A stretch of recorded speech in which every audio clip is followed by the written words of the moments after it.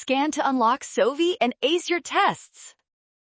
Vultures from different worlds look alike but are not closely related. We need to explain how they both evolved to eat dead animals so quickly. Watch this.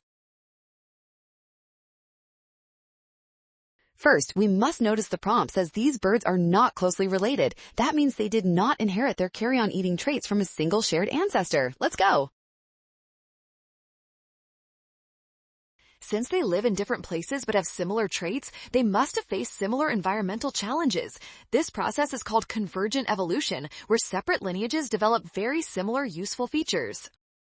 That leads us directly to the correct answer. Similar selective pressures cause these two different groups to evolve the same feeding habits independently. This makes option B our final winner today.